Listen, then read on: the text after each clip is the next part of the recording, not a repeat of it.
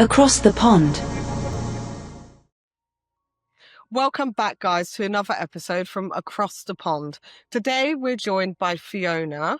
Now, Fiona's been through an extremely harrowing and unimaginable experience, and she's here today to talk about that experience that she went through, which does involve G-gangs and SA, and also the advocating and campaigning that she is now currently doing at this present moment.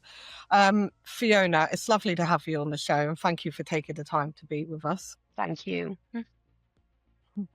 Fiona, I suppose if you could start really with when this actually really did start. So when you were 12 and you were in the care home. So I was taken into a children's home around about 12, 13, and I did have previous trauma. There was domestic violence and mental health issues at home, which was the reason I ended up in the children's home.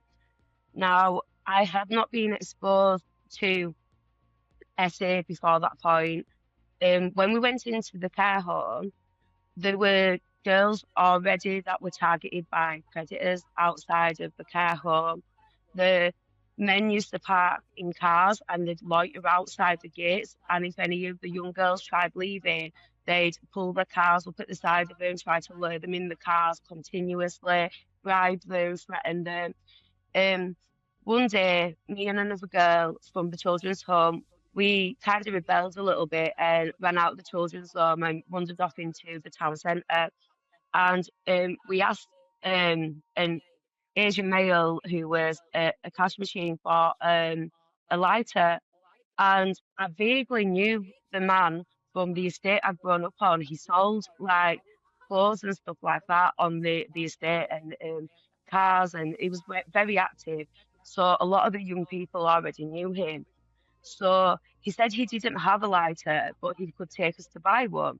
And because I kind of vaguely knew him, after a lot of toing and throwing and a bit of conversation, we decided we'd get in the car, and we were a bit naive. We were only 13 so at this point. So we were like, oh, there's two of us, there's only one of him. And, thinking a bit naive like a child would. And then he took us to a petrol station and he bought us the lighter, but he also bought us alcohol and like more cigarettes and loads of other stuff. And he went and parked up, and there was nothing malicious that happened that night. It was all quite calm and building up a friendship, playing cards in the car and listening to music, telling stories. He started picking us up quite often, nearing us on a daily basis on an evening, and we'd do the same things. And he'd get us to talk about our past and open up. And then one day he said that he didn't want to drive around because he wanted to be able to drink the alcohol with us. So he asked if we could go to a hotel. We'd been out with him so many times by this point that we felt quite reassured and safe. So even though we were still a little bit hesitant, we agreed. Now, that night, he tried us with so much alcohol that the other girl had, she was basically unconscious on one side of the bed. I was in the middle and I was very out of it, and he was on the other side. And then he reached over and put his hand in my underwear and he essayed me. Now, before this, my friend had been telling me how much she liked this person and that she felt a real connection with him. So in that moment, I froze. And then afterwards, I felt so guilty. I felt like I betrayed my friend, and I didn't really know how to process stuff. And I stayed quiet for a few days. And then he started contacting her, asking if she'd go out by herself because he really liked her. So she asked me, are you all right if I go out by myself with him? And in that moment, I didn't want to seem like jealous or anything. So I was like, yeah, I do, but I just want you to know something first. And I told her what had happened. But he had been targeting her in private for quite a while and already had manipulated her a lot to the point she didn't believe it.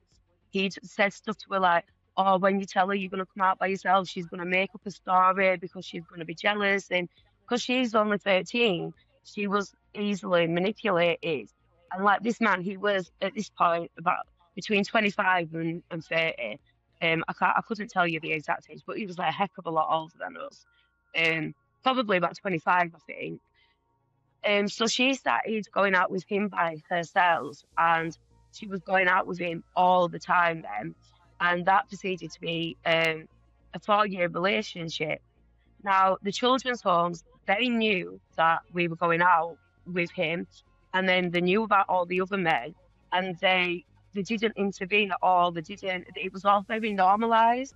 So even after this incident, because they were normalizing it, and the other girls in the children's home were doing the same thing, and another girl moved in, and she was already getting exploited before she come into the children's home. I ended up started going out with her because I still didn't see anything wrong with it. I thought this one-off incident that had happened, I must have done something wrong. And I didn't quite understand. And even though it was highlighted at this point that I was being, that I was potentially a victim of CSE, they didn't really do anything about it. They just blamed us. They told us that it was our lifestyle choices, and they completely shut down any type of education.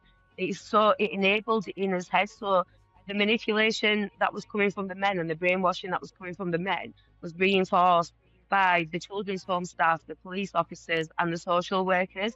And we didn't really know that anything was wrong. I ended up then getting taken to a house. There's a long story behind it. I don't know how much you want me to go into the story behind it. Please, as much as you would like to share, Fiona. So the other girl that had moved into the children's home had taken me out one day to meet her boyfriend. She was 13, he was 40, and she'd taken me out to meet him to a snooker club. And in the snooker club, there were many other men there. One of them, he was really skinny and skeleton-like, and I felt quite sorry for him. He'd had a car accident and it had left him with lifelong disabilities. And then this is when the DIUGS started getting brought into stuff. Because up until that point, I'd never touched anything like that. I had drank the alcohol, but I'd never touched salt like that. So he'd taken me to a deal that he was picking up. And in that time, he was asking me for my phone number. And because I felt sorry for him, because he was clearly like physically disabled at this point, and he seemed to really struggle with it and be lonely and down, or this is the impression he gave off to me at the time anyway. I can tell you, he was far from that. I gave him my phone number, and I didn't really plan on having much contact with him, but we'll skip forward a few days, and me and a girl had been taken to the middle of these moorlands, and because we were reluctant to do what the men had said, they dumped us in the middle of these moorlands. And I mean, there's nothing around for miles, it's just fields and farms, and like we were dumped right next to a pig farm. And I'd rang everyone in my phone to come and try and pick us up, and no one would. And the only person left was this man from a few days before. So I rang him, and he said, yes, we'll come out and get you. This was before we had, location sharing and stuff like that. So he literally had to drive. Yeah, he literally had to drive around the moorland streets trying to find which, country road we were stood on. And when he turned up, there were him and two other men in the car. Two Pakistani men and one Algerian. And when we got in the car, they said they wanted to take us to a house just so that we could all chill, that there was no one in the house. The men in the car, they were aged between 25 and 30. 25 and 35. And then they took us to this house. And when we went in, there was an old man there. Well, not old, but he was 44. I was 13 at the time. Well, a bit older, actually. That's old for a 13-year-old, yeah. Yeah. I actually think I was a bit older because we skipped forward a little bit. I think I might have been about 15 at this point. And when we got taken into this house, it was the same kind of thing as with the first man. Because there were a lot of men in between this as well, but I don't remember too much about it because of uh, um, the The substances trauma. they used Mm. and the trauma and stuff. Yeah, there's a big part that's kind of blocked out.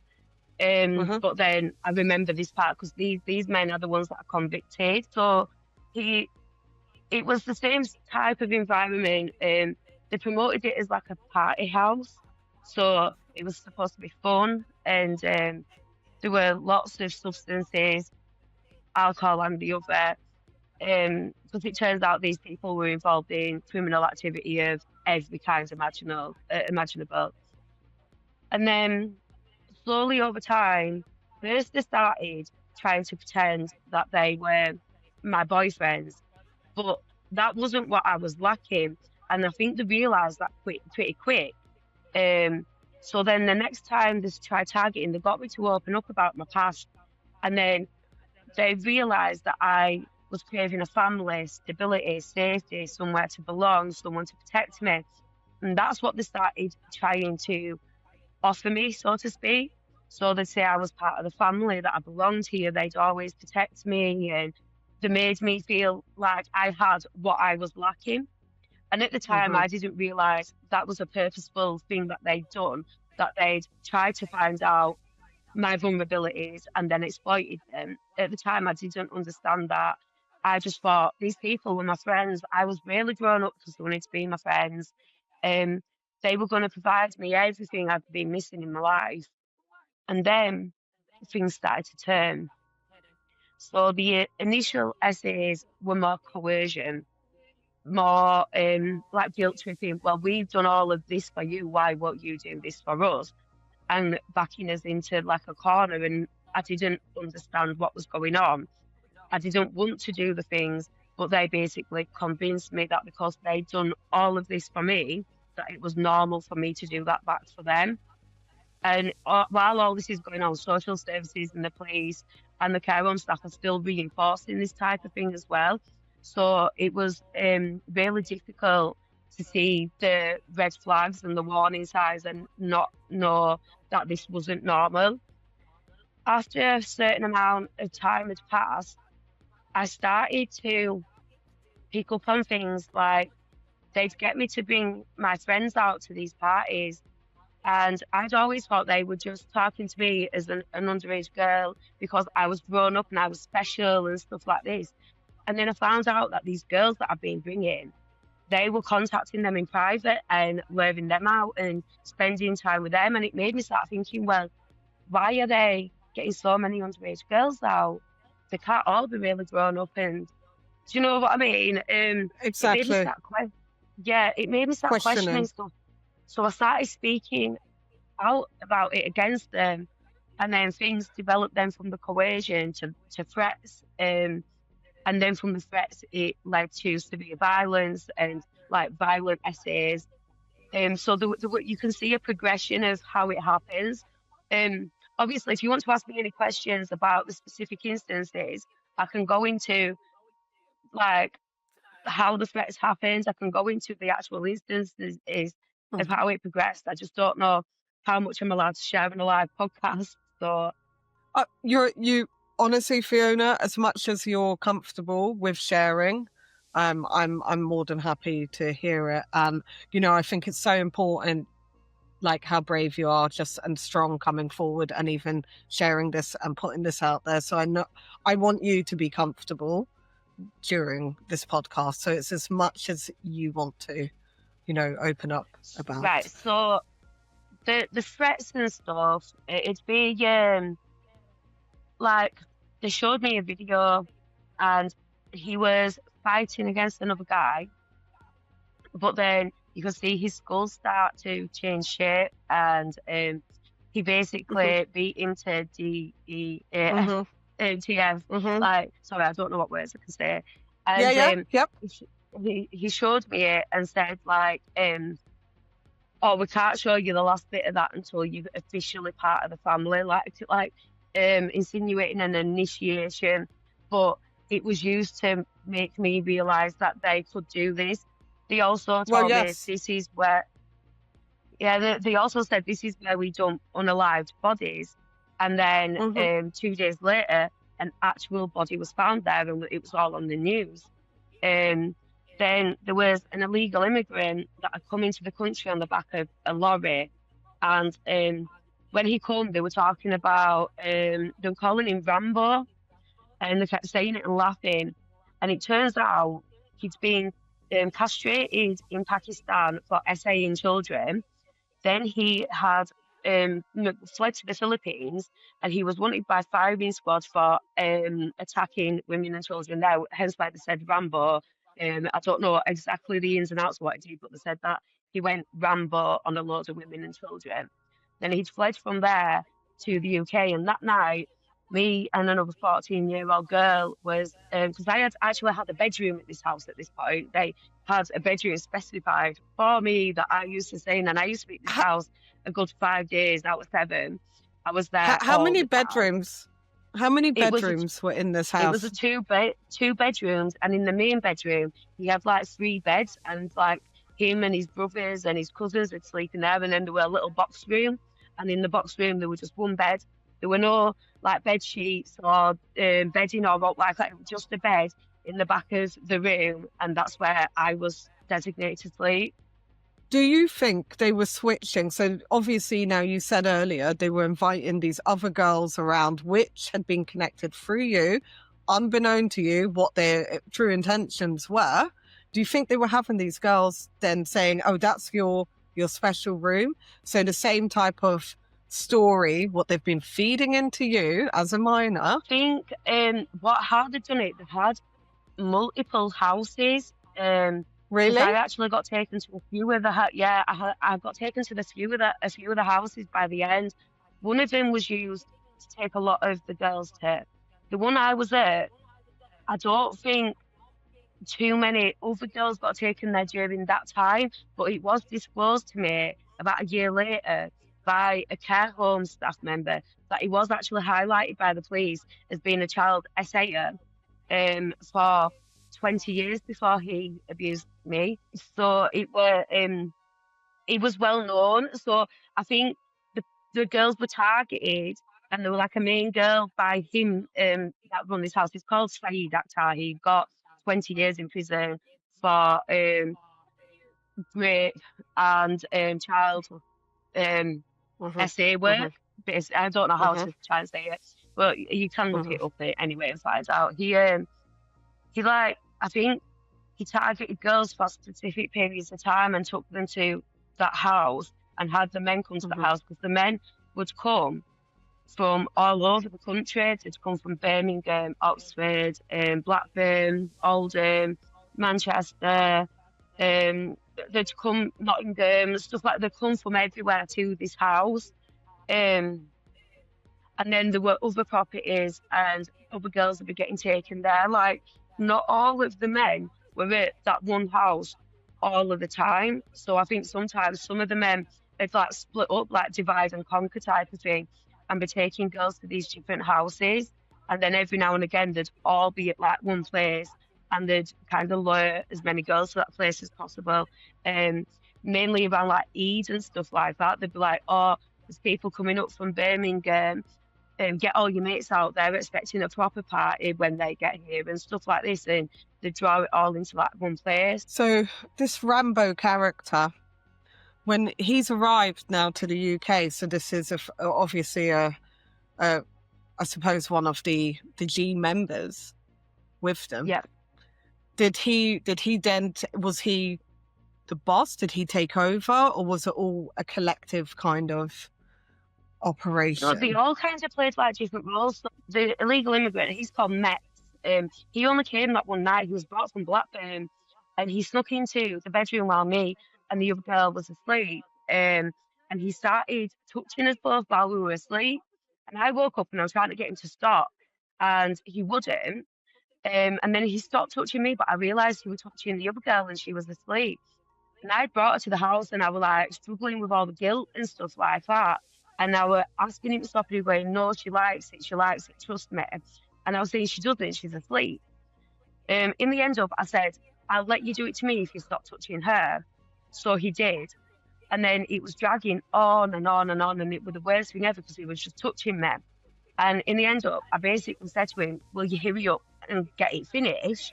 Because it was so traumatic, and I just felt so vulnerable for such an extended period of time.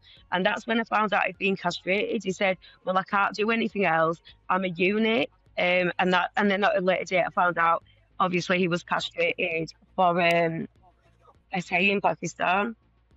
So why is he even doing it? It's just like, I thought that would, God, I'm going to have to look it up myself after this, because if he's been castrated, surely there should be isn't like.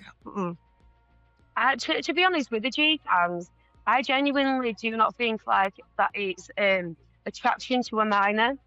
I think it links in with the criminal activity, the control, the coercion, the manipulation, because like they didn't just have me getting SA'd, they had me county lining and stuff like that, and it were all like linked in together. They used me for multiple purposes, and I genuinely don't, because they always target pubescent children as well.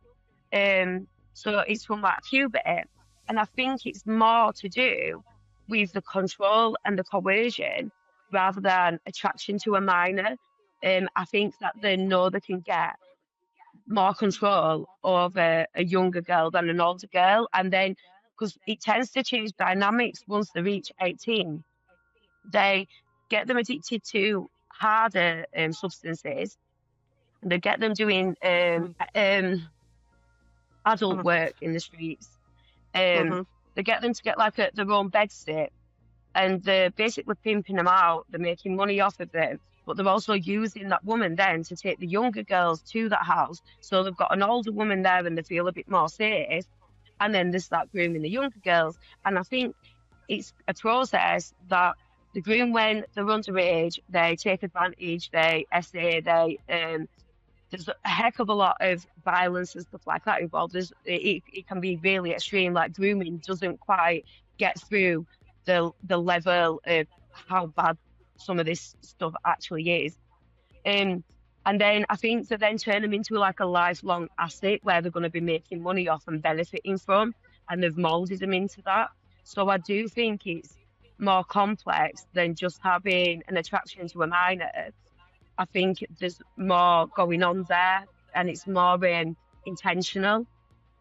So the ultimate goal is that they're making money off you for life. Yeah, sorry, you broke up a little bit then. Yeah, the ultimate goal is then for them, they're making money off you girls for life. Yes. Yeah, basically. See, I was a bit feisty, and I fought back against them, and I came with a lot of drama. And they did end up leaving me alone round about when I got to 18.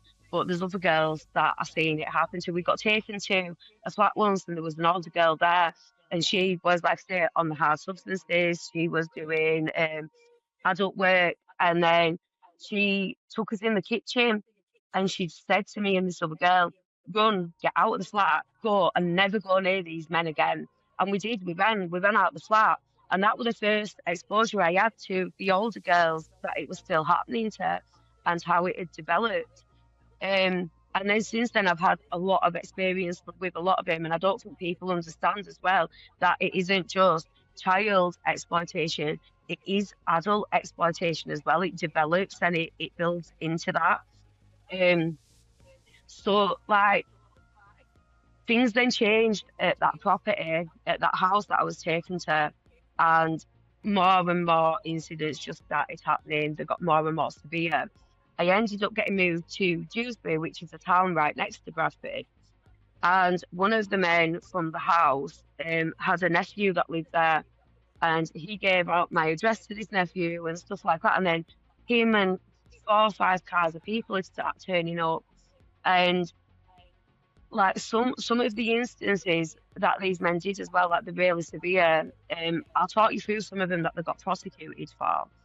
So Isa Hussein, he was prosecuted for one of the incidents he was prosecuted for with being in his family house with his mum downstairs and his family all downstairs. And we were upstairs, him and multiple men. We'd all been doing substances and drinking alcohol and stuff. Then the other men all were like, right, I've had enough now, I'm gonna go home. And they got up to go. So I was like, yeah, I'm gonna go as well. And I stood up to go.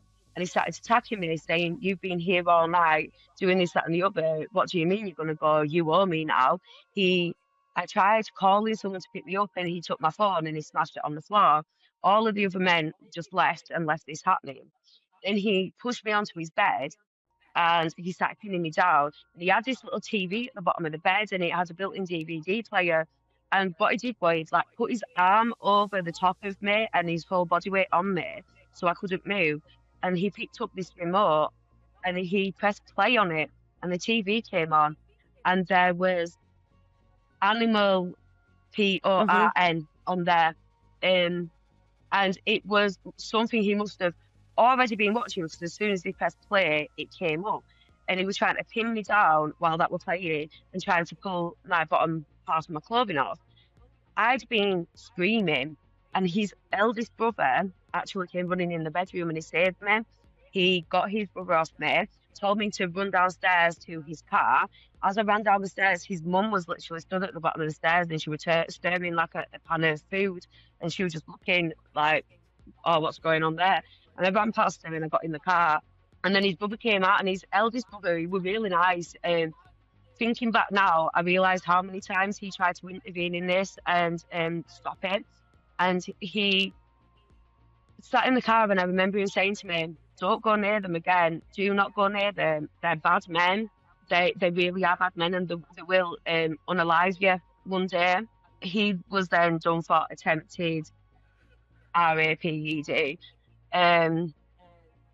And then he got, I think it was 16 years in prison. And then another one was when I'd moved to Dewsbury, and he was actually a younger guy. He wasn't much older than me, so I was like 16. These were between the years of 16 and 17. And they put me into like a semi-independent living, so it was like a flat, but staff would come for multiple hours during the day, and there was a big unit, like a children's home, just a couple of streets away, where all the staff were and stuff like that. But even though I'd been highlighted as high risk of CSE, and it had been highlighted that I was most likely actively being severely exploited, they still put me into independent living in the areas where all these people were. And then they took my house keys. They'd start turning up at the house, and they took my house keys, so I couldn't stop them getting in. They'd smash everything up in that house, like my bed and everything. I had nothing left. I was sleeping on a mattress on the floor. I had to get in and out of the building through the window because they had the key. They'd squirt food all over the walls. They'd urinate all over the floors. And then he started spiking me, and there was a lot of like violence and aggression. So I got beaten a heck of a lot during this time, like broken bones, bruises head to toe. And he'd start spiking my drinks, and there was one incident where I was like unconscious on the mattress on the floor in the absolutely trash bedroom, and I was coming round like in and out, and he was essaying me. And I remember looking over his shoulder, and two of his friends were stood in the corner of the room watching. And I remember a light shining in my eyes, and because I was undressed, I kept trying to put my hands over my private parts. And I remember him saying, yeah, go on, touch yourself there. And I wasn't trying to do that. I didn't know what I was doing. I was like semi-conscious, and I was trying to cover myself in what way I could, because I thought he was shining a light at me. It turns out he was recording it. And he then spread a video all around the estate of me getting essayed, and I had everyone laughing at me and saying stuff to me for probably about 12 months after that. He's serving 17 years for that and another incident. So like another one of them, he would pin me against the wall by my neck and hold vodka bottles in his hands and say how he wanted to smash the bottle into my face, but he couldn't do it because I had nice eyes. But I had to keep my eyes open, because if I closed my eyes, then he'd probably do it if he couldn't see my eyes and stuff. then after doing all that, he'd be like, right, come upstairs with me and have sex with me. Um, and obviously, after being pinned against the wall and threatened with a bottle, I didn't really want to say no. And we used to avoid him, like we try and avoid him. And we wouldn't leave the house till like 3 o'clock in the morning. And we'd walk down the street, and then the next thing you know, a car would pull up at the side of you, and it were him and his friends. Like, it were like they were driving repeatedly up and down the road, just waiting till they could get to us. And there were no way to stay away from him. Um, and at 15, I fell pregnant, and social services actually took my daughter from me, and she went through a forced adoption because in the court records it said I was exposed to a thingy ring, a P ring, and it wasn't a safe environment for a child. Obviously, I was still a child at the time as well, and I was in the care of the local authority, but they left me there for 2 more years, and they took my baby. When I said to them, I'd asked them if they'd move me out of the city to a mother and baby unit with my child, and they said it was too much funding to waste on someone like me, and they refused to. They said that what was happening to me was my chaotic lifestyle choices, that I was a child adult worker, like SEX worker. They said I was accused at 16 of running a brothel, but it wasn't. It was the men had taken my keys, and I couldn't stop them from coming to the house. And 4 or 5 cars had turned up and just come in, and I had no choice. But everything in my records was reported down. It was excusing what the men did and blaming me. Recently, we came across some paperwork that had been sent from West Yorkshire Police to a care home staff member, where it says that I was high risk of SA and that I was most likely actively being exploited. No, and that there was a common acceptance that I was actively being SA'd. Then in the next thing it says not to report me missing anymore unless I have a change in behaviour or they see me actively being dragged into a car. This just absolutely disgusts me. It really does, like hearing, and you as a child yourself, that they weren't doing jobs to protect you. There's so much more that was said in them files as well. There was 7 instances where it was actually reported the RAPS. One of them, I was 14 and I'd been spiked, and I'd actually had a fit, and I had like vomit all in the air, and the men panicked a bit, but they wouldn't take me to the hospital. Instead, they dropped me back off at the children's home. When I went in, the staff went to start having a go at me, and I said, look, I can't be bothered. This was on my 14th birthday. I said, I can't be bothered. I've been spiked. And they called me an attention seeker. And then the other girl I was with said, no, she had a fit. And then I went into my room, and they literally left me for 3 days. They didn't come and check on me. The only time they did was when they came with the police officer to try and arrest me for a criminal damage I'd done, where I'd broken a mirror in my bedroom the week before. And the police officer, I couldn't move off the bed. I couldn't lift my head up, and I was still covered in vomit. And the police officer said, I can't arrest her while she's in that condition. You need to get her some medical help.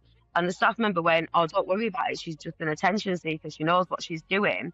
And they left me even longer. So for 3 days, I didn't drink, I didn't eat, I didn't even go to the toilet. I did not move out of that bed. I could not get up. I could not stay awake or anything. Then when I did finally get up and managed to clean myself and go downstairs to something to eat, they said, oh, you finally decided to grace us with your presence. They never once sought me medical attention in that time. And then another time when I was 16, I'd been violently SA'd, and I'd gone back to the children's home, and I had blood down my legs, bruising around my neck, around my arms, from being pinned and stuff. And it happened in a bathtub, and I had the outlet pipe, the overflow bit. I had a bruise in the shape of that on my back. And I walked in and I was crying. And they said, what's wrong? I said, I think I've been RAPD. And they went, oh God, do you want us to ring the police? And in that moment, I was absolutely traumatized. I said, no, I just want to be by myself.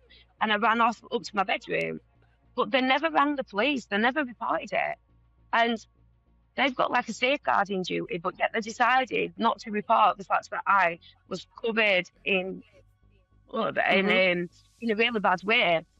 I actually kept them clothes in a carrier bag in the wardrobe for 12 months afterwards. All it would have taken was for the police to knock on the door and they'd have had everything. Um, and they never reported it, but I had lost such faith in the services because of the way they treated me and the way they'd responded to me that I didn't want to be the one to reach out to them. I wanted someone to take it out of my hands and do it themselves, but they wouldn't. They just blamed me. In the end up, I just burnt the clothes. I gave up. I just thought, stuff it and I burnt them. And that were the last time that I ever thought about the clothes at that point. And then obviously when they started the investigation, everything came flooding back. Because they didn't start the investigation either because they wanted to. I had to expose them to the media for them to do it. But the man that did that, he actually got away with it because I couldn't prove all of the evidence, even though it was documented. They could see the incident was documented. It was wrote in my care records that this had happened. It was just never reported to the police. But because of the length of time, I couldn't ID the man. I couldn't ID the street.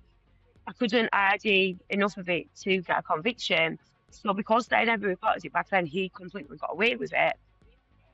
And then, like I say, for years, this continued. I got arrested instead of my perpetrators many times. And then by the end of it, in 2013, the police turned up at my house and they said another young girl had come forward and they wanted my evidence. So I told them everything. And this wasn't the first time. I'd already disclosed 7 times at least while I was in the children's homes. Mm-hmm. Everything that was happening, I disclosed it like 7 times. But I disclosed it all again. And they said, right, we're going to come and take an official statement and show you some pictures.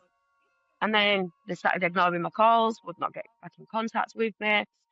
And I got really annoyed because they brought everything back up for me and then just left me again. Around about that time, about 6 months after that, the Rotherham scandal broke. And I said straight away, I said, it's not just Rotherham, it's Bradford. But they won't look into it. They're just too busy covering it over. So I contacted the BBC and I gave them my care records where it had been documenting it since 2008 when I was 14. And it had documented it from then. They posted it, and the next day the police decided to do an investigation. The investigation took 5 years, and then in 2019, 9 men were convicted for 22 offences and got sentences that totaled 132.5 years between them.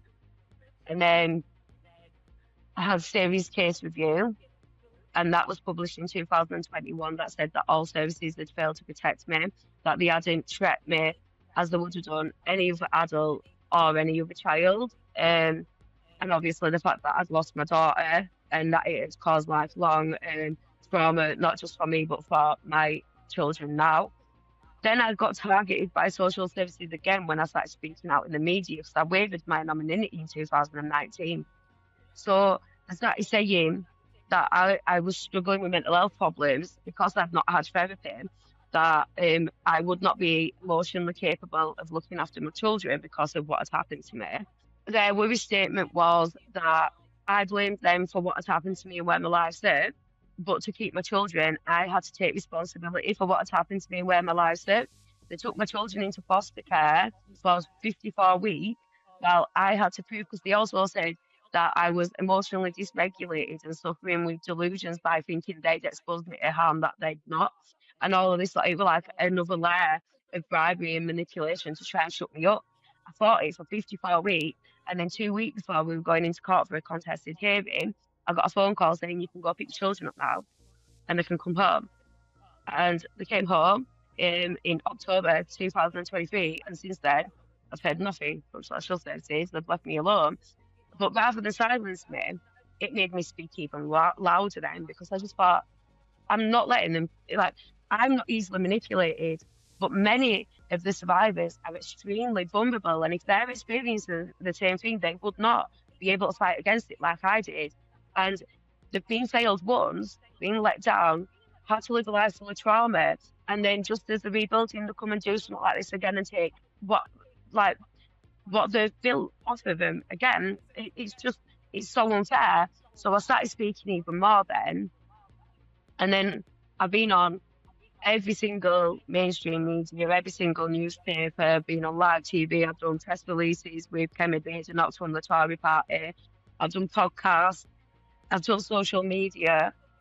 I've met with Jess Phillips in the Home Office. I've met Baroness Casey, who did the report, which has led to the issue of a national inquiry. I actually told Jess Phillips in a meeting a few weeks before the report was released how the framework for an inquiry should go, and the report that Baroness Casey released was exactly the same as what I'd said. So I have been invited to join the Home Office Committee, Victim Liaison Committee, but I don't agree with decisions the governments are making at the moment, so I've decided I don't want to. I don't want to be involved and not be able to speak up against things that I don't agree with, or people think that I'm involved in decisions that I don't agree with. So instead, me and another survivor and the sister of another survivor, so there's three of us, we've decided to start the process of opening a CIC. So all the failings that we experience, because my case isn't unique, it's common, it happens to so many, maybe not exactly the same things as well. So we've started working on opening a CIC so we can offer these historical victims and the current ones all the support and help that we never got and that we needed. Rather than be involved in something where I'm silenced and they're making decisions I don't agree with, I want to be able to actively help and make a difference and a change to people's lives. I think it's just, it's just fabulous that you're actually continuing to advocate and fight for people that were in your situation after everything you've been through. And, to be honest with you, these services, the social services and the people that were involved in this need to take accountability. They need to be held responsible because they're just as, if not more, responsible for what has actually happened, because they have allowed you to be in a situation where it's been ongoing for such a long period of time. You've lost your childhood to that. Well, this is it. So the first incident that they'd documented where they had said it was CSE was in 2008. And I'd only been assayed by two men at that point. Whereas they did nothing and they didn't intervene. And by the time I was 17, I'd been essayed by over 50 men. They could have stopped it at 2. And instead, I had to go through over 50 other men doing it to me. And most of them did it more than once. So for me, that first 2 that happened, they're not responsible for because they didn't know. But once they highlighted it after them first 2, everyone that happened after them, they are responsible for, because the social workers knew, the care home knew, and the police knew from that point, and they knew every single time it happened after that. And like I say, that's probably hundreds of physical RAPES essays by over 50 men that they could have stopped and they didn't. They actually made me more vulnerable to it, because once they took my daughters from me, I completely gave up hope. I didn't think I'd ever be able to get out of it. I actually started trying to unalive myself really regular because I didn't see any other way out. I felt completely alone. There were no one there, and I didn't know how I was going to get out. The men used to tell me I had nice legs, and I think I must have developed a bit of psychosis from the trauma. And they actually took a sharp article and mutilated my legs, thinking they might leave me alone then. And it is classed as stealth mutilation on the records, and that I did that when I was about 16, 17, and the scars are still extremely noticeable now when I'm 32. It was really severe. My tendons popped out from inside my legs, and the doctors had to pin me down and push my tendons and stuff back inside the cups and stuff. And because they were so wide, they couldn't stitch them. They had to pack them and just bandage them. So it led to like severe trauma to the point where, yeah, I genuinely didn't think I would ever get away from it. My grandma actually had um, my funeral planned out because she didn't think I'd make it past 18. My grandma, bless her, she passed away last year from Alzheimer's, but she used to come and rescue me from the middle fields, different cities, all sorts. I don't think she understood exactly what was happening. She knew something was going on that was wrong, but she didn't understand. But she'd come and save me at 3, 4 o'clock in the morning and all sorts. She was the only person I did have. And then when it came to the trial, I wasn't allowed to speak to her because she was giving evidence. And we used to speak every day. And I wasn't allowed to speak to her for over a year. And then by the time the trial come around, it turned out she'd developed Alzheimer's in that year and deteriorated really quick. So by the time the trial was done, she couldn't even really remember who I was. I never got to know that I stood up and that the men got done and that I'd rebuilt my life and that I were doing okay. So she never got to see that part, which breaks my heart because she was my biggest supporter with my grandma. Thank you so much for sharing all of this with us, Fiona. Fiona, is there anything you want to leave any girls, anyone that was ever in this situation or is currently possibly going through a situation similar with? I really want anyone that's, whether it's historical, whether it's currently going on, to reach out for help to a trusted place, a trusted source, to be able to get them the help and the support to help them rebuild. We have a Facebook page called Healing Hearts Life After CSE. We're in the process of getting registered as a CIC. It'll probably take about another 8 weeks. And we're in the process of building a website. But anyone can reach us on Healing Hearts, the Facebook page. And we're more than happy to advocate, assist, give advice, support. We are giving out some coping mechanisms, self-care hampers as well for victims at the moment to help them develop coping mechanisms for trauma-invoked crisis. I think speaking out is important and being able to take back control of your life, because while you're silent and you're not speaking out, they've always got that control over your life and you never know who else they're doing it to and the impact it has on you mentally, physically, emotionally, your lifestyle choices that you normally find these survivors end up making the wrong relationship choices that's being exposed to predators over and over again because they can sense the vulnerabilities and they target them. And because there's such a lack of support, they don't get a chance to get over that. So if anyone does need the help, please reach out for it. And we're also trying to really push doing education within public sectors and schools, children's homes, youth centres, stuff like that. So we can start educating from year 7 onwards, try and teach the children the warning signs. We are going to do some more videos on our Facebook page to aim at the children, talking about the warning signs, what to look out for, that hopefully then parents can use to be able to show their children if they need to. I am supporting current victims as well as historical ones. We know this issue has not gone away, and we also still know that the services are still not dealing with it appropriately. They are better than they used to be, but they're not right still.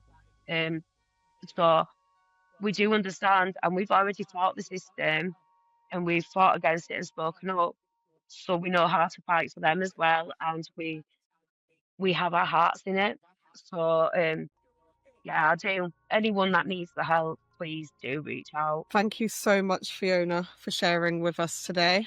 And for our listeners, I'll be adding the link to Fiona's Facebook group with this podcast across all platforms once live. As she said, please do reach out if you're suffering anything similar or know of someone who is.